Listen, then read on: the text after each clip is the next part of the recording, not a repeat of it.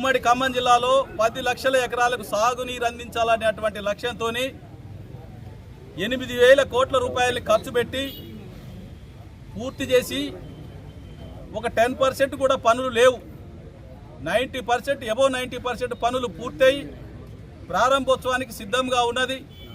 ఈలోపు ఎన్నికలు వచ్చినాయి. ఎన్నికలు తదనంతరం మిగతా పనిని పూర్తి చేసి ఎక్కడైతే ఇంకా గ్యాప్స్ ఉన్నాయో ఈ జిల్లాకు సంబంధించినటువంటి కొత్తగూడెం జిల్లాకు సంబంధించినటువంటి నియోజకవర్గాలలో అదనపు మంజూరు కూడా ఇవ్వడం జరిగింది. అవి కూడా శంకుస్థాపన చేసుకోవడం జరిగింది. పనులు మొదలు పెట్టడం జరిగింది. కానీ ఈరోజు చూస్తూ ఉంటే ఈ ప్రభుత్వం మీద నమ్మకం లేక కాంట్రాక్టర్లు వదిలేసి వెళ్ళిపోవడం జరిగింది.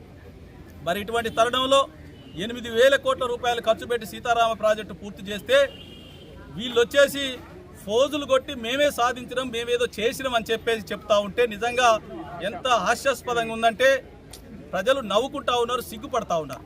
అరే ఇదే పద్ధతి కేసీఆర్ గారు ఇంత గొప్ప కార్యక్రమం చేస్తే వీళ్ళు వచ్చేసి కనీసం ఈ డిజైన్ ప్రకారం మరి స్థానికంగా ఉన్నటువంటి మరి రైతాంగానికి నీళ్ళు ఇవ్వకుండా మరి వారి నియోజకవర్గానికి తీసుకుపోతా ఉన్నారంటే వీళ్ళు రాష్ట్రానికి మంత్రులా, మరి జిల్లాకి స్థానిక మంత్రులా, నియోజకవర్గానికి మంత్రులా అర్థం కానటువంటి పరిస్థితి ఉంది.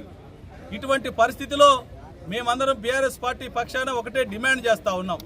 ఈ జిల్లాకు సంబంధించి కొత్తగూడెం జిల్లాకు సంబంధించి పినపాక నియోజకవర్గంలో మొదలైనటువంటి ఈ ప్రాజెక్టు మరి పినపాక నియోజకవర్గం, ఇల్లెందు నియోజకవర్గం, అశ్వరావుపేట నియోజకవర్గం, భద్రాచలానికి సంబంధించి కొత్తగూడానికి సంబంధించి 5 నియోజకవర్గాలకు సంబంధించి వెంటనే పనులు ఏదైతే వదిలిపెట్టిపోయినటువంటి పనులు ఉన్నాయో వెంటనే మొదలు పెట్టాల్సినటువంటి అవసరం ఉంది. మొదలుపెట్టి దాన్ని పూర్తి చేసి మాకు తక్షణమే నీళ్ళు ఇవ్వాలని చెప్పేసి మేము డిమాండ్ చేస్తూ ఉన్నాం.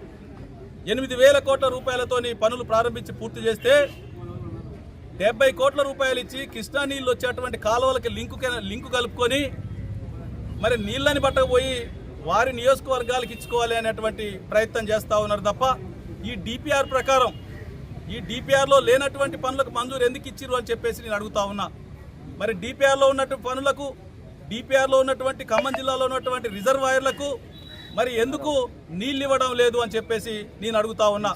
అందుకని ఈరోజు మరి ముఖం చాటేసుకొని ముఖ్యమంత్రి ఇక్కడికి రాకుండా కనీసం వ్యూ కూడా మరి ఏరియల్ సర్వే కూడా చూడకుండా మరి ఇక్కడ ప్రాంత రైతాంగంతో ముచ్చటించకుండా మరి ఎక్కడికి పోతా ఉన్నాడే అంటే పూసు కూడా వస్తూ ఉన్నాడు.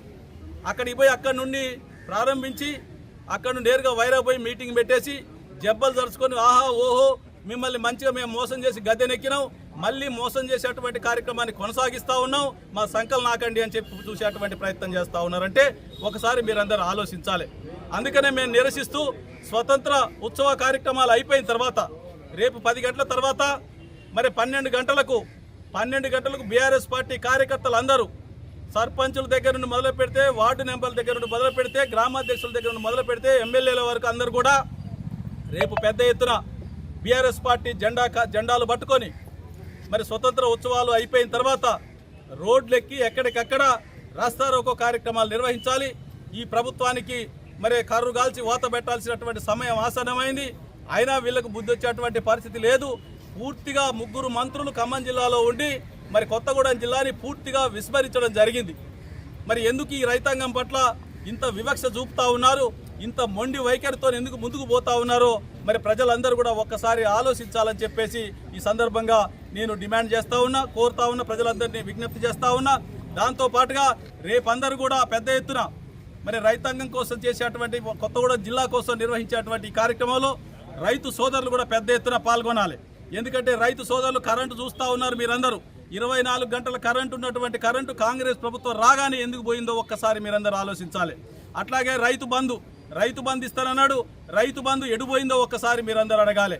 అదేవిధంగా రుణమాఫీ అన్నాడు, రుణమాఫీ ఏమైంది? 1000 మందికి 100 మందికి కూడా కాలే, 1000 మందికి 100 మందికి కూడా రుణమాఫీ కాలేదు. అట్లాగే రైతు కూలీలకు కూడా 12,000 ఇస్తా అన్నాడు, రైతు కూలీలకు 12,000 ఇస్తున్నటువంటి రైతు భరోసా ఇడిపోయింది. ఒక్కసారి మీరందరూ ఆలోచించాలి. ఈ విధంగా ఒకదాని తర్వాత ఒకటి మోసం చేసుకుంటూ పోతా ఉంటే మనందరూ చూస్తూ ఊరుకుంటే బరి తెగించి దేనికైనా కానీ తెగించేటువంటి ప్రయత్నం చేస్తారు. కాబట్టి దాన్ని ఇక్కడితోనే మనం ఫుల్ స్టాప్ పెట్టాల్సినటువంటి అవసరం ఉంది కనుక, తిరుగుబాటు చేయాల్సినటువంటి అవసరం ఉంది కనుక రేపు స్వతంత్ర ఉత్సవాలు అయిపోయిన తర్వాత వెంటనే ప్రతి కార్యకర్త ఏ గ్రామానికి ఆ గ్రామం ఎక్కడికక్కడ మరి ఇంతమంది అంతమంది అనేది లేదు, ఎక్కడికక్కడ అందరూ రోడ్ల మీద జెండాలు పట్టుకొని నిరసిస్తూ రోడ్లపైకి 12 గంటలకు రోడ్లపైకి రావాలని చెప్పేసి నేను పూర్తిగా మరి ముఖ్యమంత్రి పూసుగూడెం ఎక్కడైతే మొలకలపల్లి మండలంలో చేస్తా ఉన్నాడో అక్కడికే నేను కొత్తగూడెంలో మరి జిల్లా పార్టీ ఆఫీసులో స్వతంత్ర ఉత్సవాల్లో పాల్గొన్న తర్వాత అక్కడ నుండి నేరుగా నేను మరి పూసుగూడెం బయలుదేరతా. మీరందరూ కూడా వచ్చే వాళ్ళందరూ కూడా నాతో అందరు రండి, దాని సంగతి ఏదో చూసుకుందాం, అడ్డగిద్దాం, మన జిల్లాకు ఎందుకు నీళ్ళు ఎవరో మరి అడుగుదామని చెప్పి సందర్భంగా నేను తెలియజేస్తూ ఈ కార్యక్రమానికి వచ్చిన మిత్రులందరూ కూడా ప్రత్యేకంగా హృదయపూర్వకంగా స్వాగతం పలుకుతూ నమస్కారం తెలియజేస్తూ సెలవు తీసుకుంటామని